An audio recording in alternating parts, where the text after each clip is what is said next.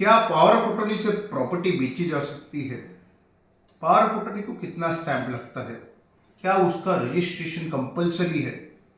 Power of attorney कहाँ पे executor registered करनी चाहिए? क्या पावर ऑफ अटॉर्नी रिवोक की जा सकती है?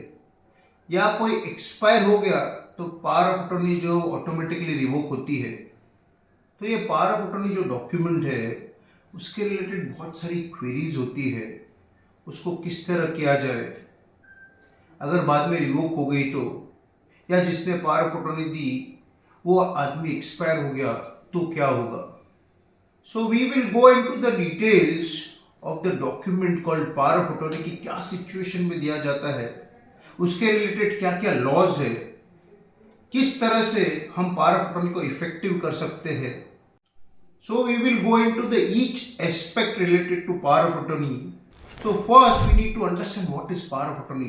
पावर ऑफ अटॉर्नी मतलब कोई इंसान अपनी पावर किसी और को दे रहा है क्योंकि उसको वो काम करने के लिए वक्त नहीं है, या फिर because of some circumstances he want to authorise somebody else to do certain acts.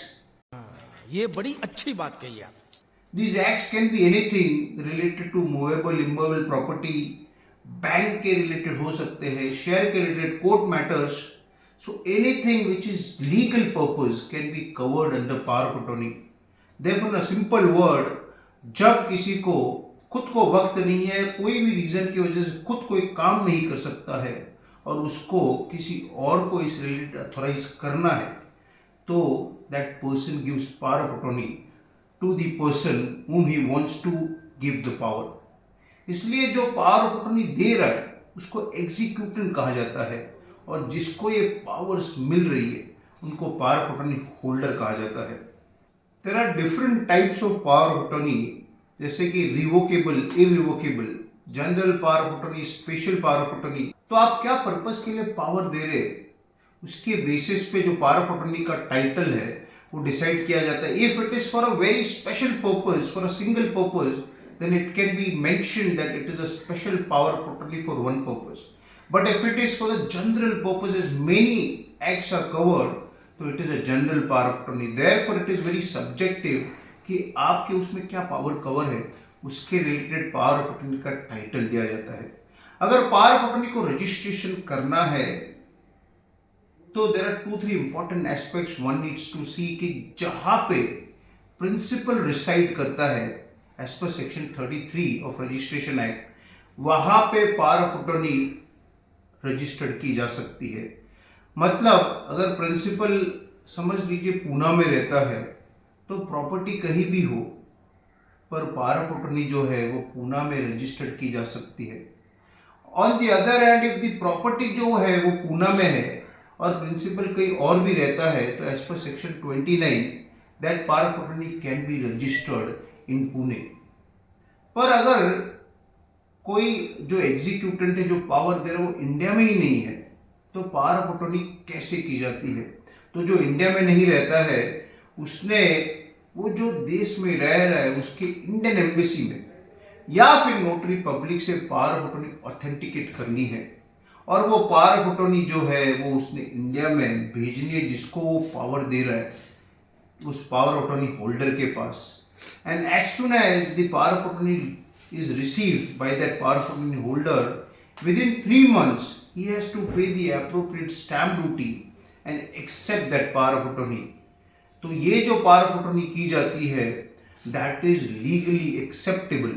therefore जो इंडिया के बाहर रहता है वो भी वहीं से पावर ऑफ अटॉर्नी करके इंडिया में किसी को पावर दे सकता है, and on the basis of that power of attorney वो जो पावर ऑफ अटॉर्नी होल्डर है वो एक्ट, वो काम कर सकता है। अरे टेंशन नहीं लेने का, अपुन है ना। पावर ऑफ अटॉर्नी को स्टैम्प कितना लगता है? तो ये जो स्टैम्प है दैट इज सब्जेक्टिव, स्टेट से स्टेट ही अलग हो सकता है। So far as Maharashtra is concerned, as per Maharashtra stamp act, अगर power of attorney blood relation में दी जाती है, मतलब अगर आप आपके लड़के को, लड़की को, भाई को, सिस्टर को, there are relations which are defined in the section itself, उसमें दी गई, और वो पावर जो है वो सेल ऑफ प्रॉपर्टी के लिए भी है या फिर कोई ट्रांसफर के लिए भी है, तो भी उसको 500 रुपये का स्टैंप लगेगा. Whereas if the power is given outside blood relationship, wherein in that power you've authorized somebody to sell the property, transfer the property on your behalf, in that case जो स्टैम्प ड्यूटी ट्रांसफर को लगती है that will be applicable. पर अगर आप signing की authority नहीं देते हैं, मतलब आप कोई प्रॉपर्टी बेच रहे हैं और डॉक्यूमेंट पे साइन आप खुद ही करने वाले, बट आप रजिस्ट्रेशन को नहीं जा सकते, इसलिए you are authorising somebody to do registration on your behalf. In that case जो स्टैम्प ड्यूटी है दैट इज 500 रुपीज. तो आप किस पर्पस के लिए पावर दे रहे हैं, किसको पावर दे रहे हैं, पावर में क्या क्या कवर हो रहा है, इन सब को बेसिकली ध्यान में रख के उसके ऊपर स्टैम्प एप्लीकेबल होगा. But to give you a basic idea कि अगर ब्लड रिलेशन में पावर दी जाए, कुछ भी पावर हो, even to sell the property, stamp duty would be 500. However, if it is outside blood relation, sale of property transfer का कोई पावर कवर नहीं है, तो भी 500 will be applicable. Whereas if it is authorizing somebody to sell the property, transfer the property, then in that case the stamp duty would be on the market value of that property. इसलिए क्या power दी जाती है उसके basis पे stamp duty attract होती है. क्या सब पावर ऑफ अटॉर्नी को रजिस्टर्ड करना जरूरी है या नोटराइज पावर ऑफ अटॉर्नी चलती है? तो बेसिकली अगर कोई पावर ऑफ अटॉर्नी में इमूवेबल प्रॉपर्टी का ट्रांसफर इन्वॉल्व है, इन that case the registration of power of attorney is compulsory.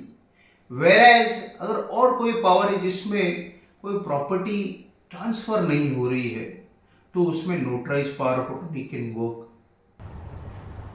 क्या बात कर रहे हैं?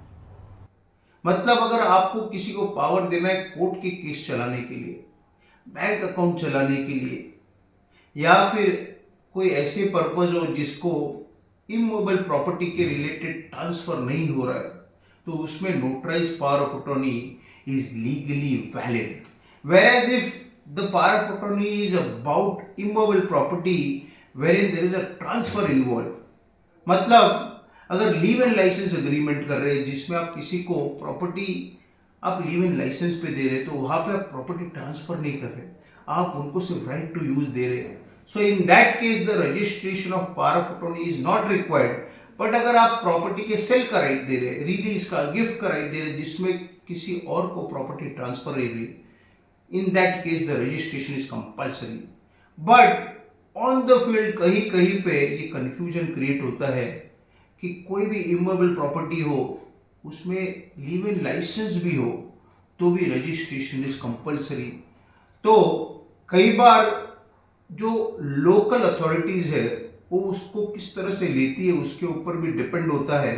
But legally if the power of attorney is for transfer of immovable property, then the registration is compulsory, otherwise it is not. क्या power of attorney से property transfer होती है? तो नहीं. पावर ऑफ अटॉर्नी आप किसी को राइट दे रहे आपके बिहाफ में कुछ करने का, इसके लिए पावर ऑफ अटॉर्नी से प्रॉपर्टी ट्रांसफर नहीं हो सकती.